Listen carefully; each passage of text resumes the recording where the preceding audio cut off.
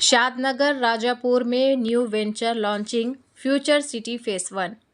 Green haven townships India OPC private limited की तरफ से मुकम्मल आबादी के बीचों बीच प्री लॉन्च ऑफर चल रहा है। 3500 फी गज से शुरू, हैदराबाद से 65 किलोमीटर पर है। एक्सीलेंट कनेक्टिविटी के साथ इलेक्ट्रिसिटी पोल्स और रोड साइड डिवाइडर्स का काम मुकम्मल। राजापुर रेलवे स्टेशन से सिर्फ 2 किलोमीटर की दूरी पर यह वेंचर अवेलेबल है। Chairman A18 Telangana news Mohammad Azam Ali. मेरी सेल्फ रिस्पेक्ट को बहुत गहरा ठेस पहुंचा है। KTR को राखी ना बांधने के मुद्दे पर कविता का बयान। कविता ने इल्ज़ाम लगाया कि हरीश राव ने मेदक के MLA से कहा NTR एक महान लीडर थे, लेकिन उनका बेटा उनकी विरासत को आगे नहीं बढ़ा सका। KCR भी एक महान लीडर है, लेकिन उनका बेटा उनका जानशीन नहीं बन सकता। मैं KCR की जानशीन बनूंगी। हम मेदक जीतेंगे और बीजेपी में शामिल होंगे। कविता का यह भी इल्ज़ाम है कि हरीश राव खुफिया तौर पर RSS के एक ओहदेदार से मुलाकातें कर रहे हैं। राजा पुष्पा ओपन स्काइज विलास और हल्दी काली मिर्च दूध को उन्होंने इस सिलसिले में क्लूज करार दिया। कविता ने हरीश राव के हेल्थ मिनिस्टर रहने के दौरान क्विड प्रो क्यो का भी इल्ज़ाम लगाया। उनका दावा है कि उनके मिल्क बिजनेस ने नारायणा और चैतन्या कॉलेजेस को 5 करोड़ महीना सप्लाई किया, जो 8 साल में 960 करोड़ बनता है। इसके अलावा किम्स, कामिनेनी और यशोदा जैसे कॉरपोरेट हॉस्पिटल्स को भी सप्लाईज दी गई।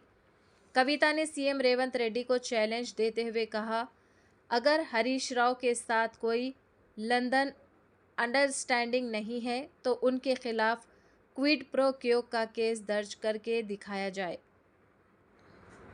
ఇక్కడ ఇష్యూ ఏంటంటే హరీష్ రావు గారు పాల వ్యాపారం పెట్టింది 2018లో, కానీ అంతకన్నా ముందే తెలంగాణలో అనేకమైన డైరీస్ ఉన్నాయి.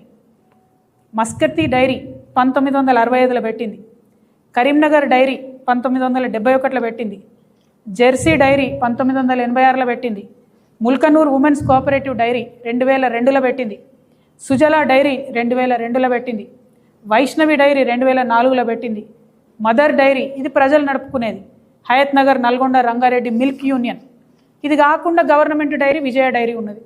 మరి వీళ్ళకి ఎవ్వరికీ వ్యాపారం రావద్దట. ఏం విజయ డైరీకి 1000 కోట్ల వ్యాపారం వస్తే నష్టమా? పాడి రైతులకే లాభం జరుగుతుంది కదా. నేను ముఖ్యమంత్రి గారిని విస్పష్టంగా డిమాండ్ చేస్తున్నా, మీకు హరీష్ రావు గారితో గుంటనక్కతో ఏం లాలూచి లేకపోతే, లండన్లో ఏం అగ్రిమెంట్ జరగకపోతే తక్షణమే జీవో రిలీజ్ చేయండి. ఎనీ స్కూల్, ఎనీ హాస్పిటల్, స్కూల్లో 500 పై చిలుకుంటే జీవో ఇవ్వండి, విజయ డైరీ పాల్గొనాలని చెప్పండి. ప్రభుత్వం భూమి ఇవ్వలేదండి యశోద హాస్పిటల్కి. అంటే హరీష్ రావు గారు హెల్త్ మినిస్టర్గా ఉన్నప్పుడు యశోదకు భూమి ఇస్తారు, అదే యశోద నుండి ఆయన కంపెనీకి పాల ఆర్డర్ తీసుకుంటారు. మరి ఇది క్విడ్ ప్రో కో కాదా? దీని మీద ఏం ఎంక్వైరీ జరగదా? చేయాలని చెప్పి నేను ప్రభుత్వాన్ని డిమాండ్ చేస్తున్నాను. ఇదంతా ఎందుకు ఇంతసేపు చెప్తున్నా నేను అంటే, బీఆర్ఎస్ పార్టీ కంప్లీట్గా కాంప్రమైజ్ అయిపోయింది. కోర్ వాల్యూస్ ఏవైతే ఉంటాయో, తెలంగాణ విలువలు ఏవైతే ఉంటాయో వాటిని పక్కకు వదిలిపెట్టింది. వ్యవస్థీకృతంగా అవినీతిని చేసింది.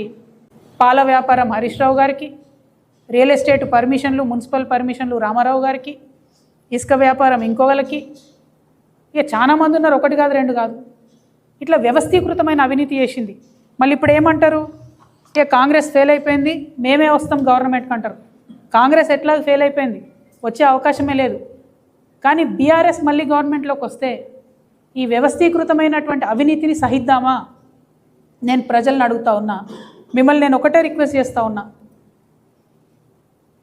కొత్తగా వచ్చినటువంటి మా పార్టీ పారదర్శకతతో పనిచేయాలనుకుంటుంది, అవినీతి రహితంగా పనిచేయాలనుకుంటుంది, జవాబుదారితనంతో పనిచేయాలనుకుంటుంది. వెన్నుపోటు రాజకీయాలని దయచేసి ఎంకరేజ్ చేయకండి. కొత్త పార్టీలకు అవకాశం ఇవ్వండి, రాష్ట్రంలో కొత్త ఆలోచనకు అవకాశం ఇవ్వమని ప్రజల్ని కోరుతున్నా.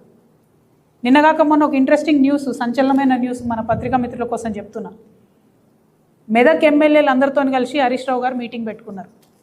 ఆ మీటింగ్లో కూర్చున్న ఒక ఎమ్మెల్యేనే నాకు ఈ ఇన్ఫర్మేషన్